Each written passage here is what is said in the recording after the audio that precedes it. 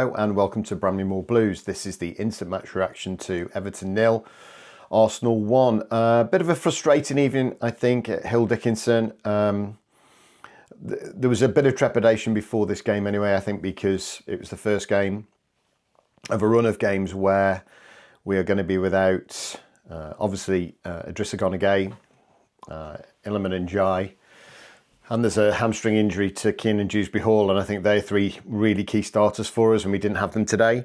And again, we're going against a really good Arsenal team who are really, really well drilled, and they've got a fantastic squad. So there's a bit of trepidation going into the game. In terms of the changes that David Moyes made, we ended up with back four was the same, Pickford was the same, so it was Mykolenko, Keane, Tarkowski and Jake O'Brien.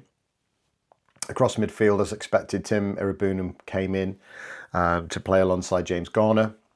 Then we had Grealish on the left, Charlie Alcaraz in the middle, and on the right-hand side, Dwight McNeil. And up front was Tieno Barry. The only one that I thought may well be different, and I understand what Moyes did. I was hoping that Tyler Dibling would play, but my guess will be that Tyler Dibling will start against Burnley, where there's a little less pressure on him and probably a little bit more space than he would have got today. But nevertheless, Everton started the game really well. I think we kept the ball quite well. Got the ball away from Arsenal, pushed them back a little bit. Didn't really create too many chances. Again, I've mentioned this in the last few weeks, more pressure than chances. But certainly my fear of the fact that Arsenal were going to completely take control and have the ball all day didn't really happen. I thought Tieno Barry scrapped really well in the first sort of 20 minutes of the game, held the ball up well, some nice touches. James Garner, again, I thought was buzzing. Didn't dominate the midfield, but certainly was on the front foot, nicking the ball nice and early, starting us off on our attacks. Dwight McNeil was neat and tidy, but you know, my frustration really with Dwight McNeil playing is it's not particularly an issue with Dwight McNeil. It's just he's so left-footed, playing on the right-hand side. He's always going to come inside on his left foot, which is fine if you've got a right back that's going to bomb past him and be really attacking. So you're threatening on the inside and on the outside. But we've got 6'5" Jake O'Brien, who's a centre half, who we'll come back to in a minute, who's not really going to do that. He's not really going to overlap. He's not going to bomb forward. He tries his best, and we know he's doing a decent job out there. But yeah, it was always going to be difficult. It works a little bit better on the left-hand side when Grealish tucks in and Mykolenko goes on the outside. But then it's something that Mykolenko, I think, is a little bit it's a bit alien to him. So yeah, we did okay. We did okay. We kept them at bay. Arsenal couldn't get into their rhythm. I think we pressed them really, really well. We forced a lot of mistakes, and they didn't really get into our half. But as has happened before, I think in fairness to Arsenal, they clawed back into the game. Around about the 22nd minute, they started to get a little bit more possession, put the foot on the ball a little bit. They weren't doing an awful lot with it, but they were keeping it away from us. So they had a bit of pressure without any real issues. I think the key moment in the game happened, I think it was around about the 26th minute. There was some good pressure from Arsenal, won the ball in midfield, spread it out to Saka, who played the ball out to the outside on the right-hand side. The ball was crossed in to Gyökeres to head in, and Jake O'Brien sort of gave Gyökeres a little bit of a nudge. Arsenal wanted a penalty. Didn't get it. But then the strangest thing happened. I mean, I've been praising, as I have earlier on in this video, Jake O'Brien. But the resulting corner came in, and Jake O'Brien, he was nudged a little bit, but had both of his hands above his head and literally volleyballed the ball away. To the naked eye, I thought Calafiori just headed it wide. But as soon as you saw it, I mean, it was a blatant penalty. It was a real obvious one, and it was just so unnecessary. I mean, Jake O'Brien's probably would have won the header anyway, but anyway, it was what it was. It went to VAR. It didn't take them very long to decide it was a penalty, and Gyökeres smashed it in. And from the 26th minute in the first half, really, Arsenal then just did what they do, and they kept the ball, and they really frustrated us.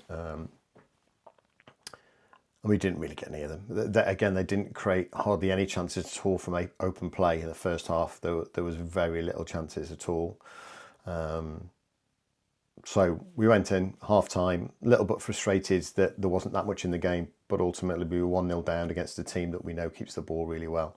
So we knew we had to really push in the second half. Second half started, and again, we started okay on the front foot. There was a shot from Alcaraz that was wide, and some nice pressing possession, but nothing that particularly hurt Arsenal. The sort of key moment for us in the second half was a shout for a penalty. I think a throw-in came in, and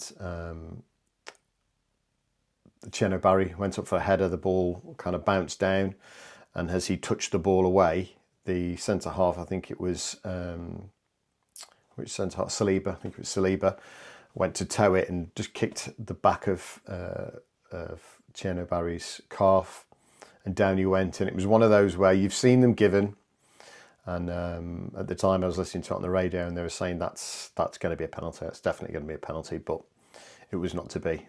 For whatever reason, it went to Stockley Park, and they did not think it was a penalty. And it is what it is, I guess. We huffed and puffed, and inevitably, as we were pushing forward, there was space. There was space to counter, and Arsenal had a couple of really good opportunities. First one was Trossard, who hit the outside of the post. Caught on the break. He perhaps should have done a little bit better. Pickford was beaten, but it bounced off the outside of the post, luckily for us.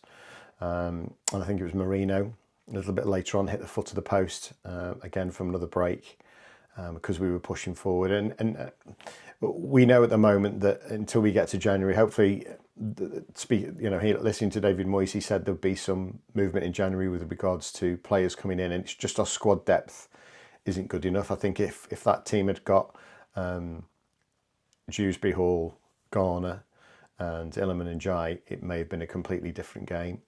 And it bears fruit when you look at the substitutions. They brought on a stack of substitutions, and pretty much all of them would have got into our first team. Merlin Roll came on and he just looked a little bit rusty. He's had an operation and looked a bit rusty. Better came on and he huffed and puffed, but not really too much from him. And Tyler Dibden came on for the last few minutes, and again, I think the game was just a little bit too quick for him, so I'm hoping he's going to start at Burnley. What we've just got to hang in there. Arsenal ended up controlling the game the last 10 minutes after we'd really pushed them and really had a go, in fairness to the lads. The last 10 minutes, they just kept the ball, and every time we had a chance to break, we just, we overhit passes, whatever. Charlie Alcaraz, I think, I like Charlie Alcaraz, really like him, but he was just a little bit off it today. And there were a few opportunities when he got the ball, and we could have really pushed against Arsenal, and the passes were either too short or too hard, and he was knocking them out of play. But I'm not going to dig him out. It was just one of those games. I think it was always going to be tough for us, but we move on. We've got a reasonable set of fixtures. All the Premier League games are hard, but we've got a reasonable set of fixtures coming up. We've got Burnley, then Nottingham Forest, then Wolves. So fingers crossed that we can just hang in there and get some good results. It's definitely a frustrating time for us. I think we are going to be hit quite hard with the AFCON and some of the injuries that we've got. But we'll see. I mean, ultimately, we start again at Burnley. I think there's a good opportunity there for us to get something away from home. So we'll see how we go. Anyway, that's it for today, and I hope you enjoyed the video. Up the toffees, and I'll see you next time.